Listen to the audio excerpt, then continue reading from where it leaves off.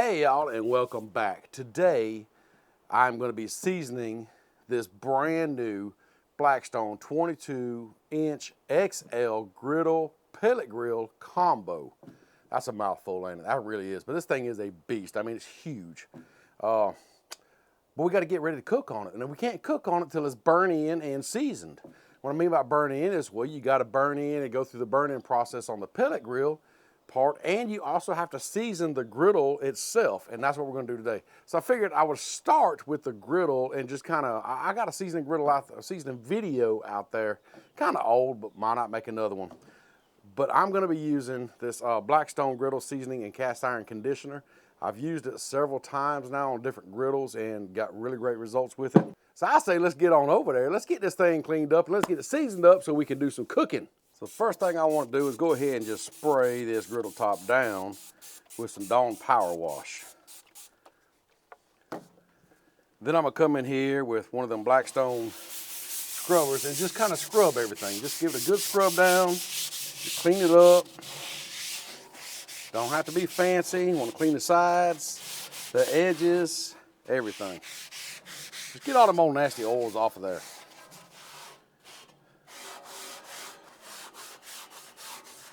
And once that's done, you just come in here with some water and just kind of wash everything down. Get a little soap and everything else off this griddle plate because you don't want that on your food either. So go on and fire up that Blackstone. Something else I'd like to mention about this griddle plate, I mentioned it in a previous video, but I want to show it to you now. I didn't really show it. This has the wind guards built in. The omnivore griddle plates that Blackstone has come out with now has built-in wind guards all around it now. And that's a good thing because today it's kind of windy. All right, as you can see, it's starting to darken up right here in the center. So we're going to take just a little bit of this seasoning here, kind of let it heat up and come off of here. At least I think it will. Yep, it comes right off.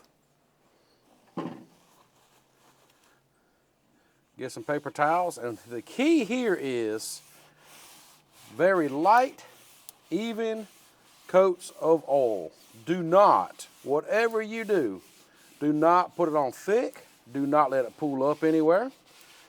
You want a light, even coat. Make sure you cover the sides, the fronts, the backs, everything. And as you see, it's smoking. That's what you want it to do. You want it to smoke. Just like that right there. Now just let that smoke off and we'll add some more. And as you can see, it's pretty much done smoking and it's darkened up a little bit more. So now let's just put some more on here.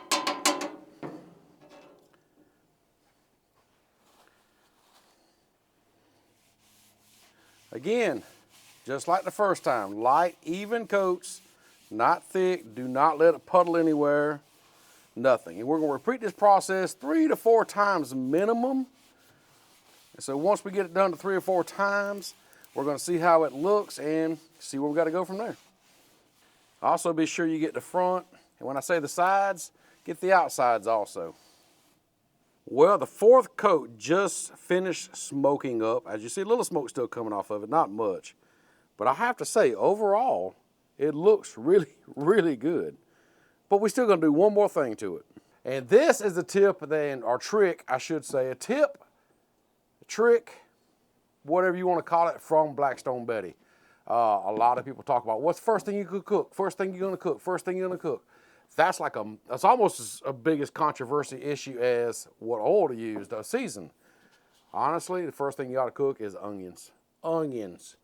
Just go chop up a bunch of yellow onion and throw them on there. I promise you, this. I don't know how it works. I don't know the science behind it. But it's something to do with all the oils in these onions. Perfect for it. You just want to saute them up, cook them on down, and then you are ready to cook on your Blackstone. So let's go ahead and throw some onions on here now. So I just have 2 yellow onions chopped up. We're just going to throw these on there. Spread them around. It's mainly around the edges too. That's where you want to darken things up at. So kind of focus on them areas. And we'll move these around as we need to. And just so you know, I'm going to add just a little bit of oil to these onions. And I was using canola oil right there, what I normally cook with. And just move things around as they need to. And as you see, look how slick this surface is becoming with these onions. So we're just gonna let them sit, put them back in kind of the corners, places I want darkened up a little bit better, and just let them cook now. And so now that these onions are just kind of sliding around, look at there, just slick, perfect. We can go ahead, take these up, clean up this griddle like we normally would after a cook, and shut her down. The griddle is looking really good. We got it seasoned, it's cut off, it's shut down, it's ready for its first cook. But the pellet grill, haven't touched it yet. We need to go ahead and dump some pellets in there, get them grates seasoned up, get that whole thing burned in. So let's get to that now. So the first thing I'm gonna do is go ahead and remove these grates, and we gotta season these up. So I'm gonna put them on here on some paper towels. I just have some vegetable oil right here, and I'm just gonna brush some vegetable oil on them. Kind of help season them as we burn in this unit. Okay, we have the grates back in the smoker now, the pellet grill. As you see, they're all shiny, all cleaned up. But if you notice, I do have the grease tray below it, lined in aluminum foil, tin foil, whatever you want to call it. And that is in the directions to do that, but that is something I normally do anyhow because it makes cleaning up that area so much better. And I do have the pellet hopper completely filled up, and it did take 20 pounds, so it does hold 20 pounds. But let's go ahead and turn it on. All right, the unit turns on right there, and this is a touch screen. So this will change, the FC right here will change from Fahrenheit to Celsius, as you see. But now we need to prime. We need to get these pellets out of this auger into that hopper down there. And how you do that is you just hold this prime button, which will automatically turn that auger. If you notice, the auger just lit up, and it will stay lit up as long as I'm holding this prime button. So I'm gonna wait to hear the pellets start hitting the burn pot down there. Once they do, we're gonna be ready to fire this thing off. All right, I'm hearing the pellets drop, so now we got to set the temperature that we want to cook at. You see, every time the auger comes on, you can tell it. But the temperature I'm reading at 57 degrees is the temperature inside of this chamber. But to set the actual cook temperature, press this button here and just rotate till you get the desired temp that you want to be at, which I was told to be at 350 by the instructions for this burn off. So there's 350. Press it, and there you go. It's set at 350. So now we'll see what happens.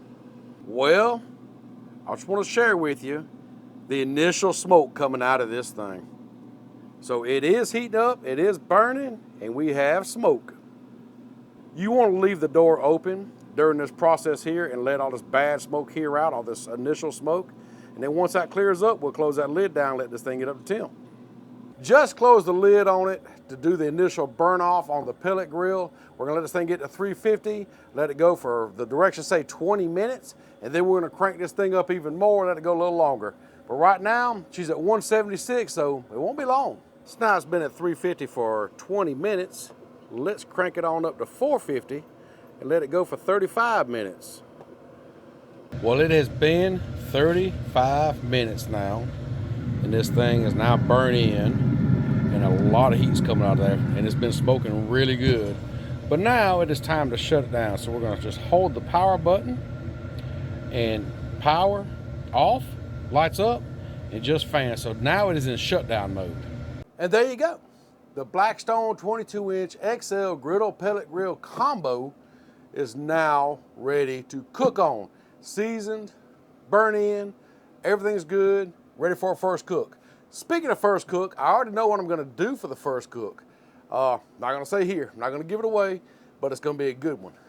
It's gonna include the griddle and the pellet grill. So you're gonna have both of them combined to make one delicious meal. So be sure you're subscribed, you liked, you followed, you everything you gotta do so you don't miss out on some amazing cooks that we have planned using this amazing new unit. So I just want to throw this out there and just let you see how easy it is to get this unit up and running and ready for your first meal. So with that, I got to get out of here because I got to start preparing for this first cook, and we'll see you next time.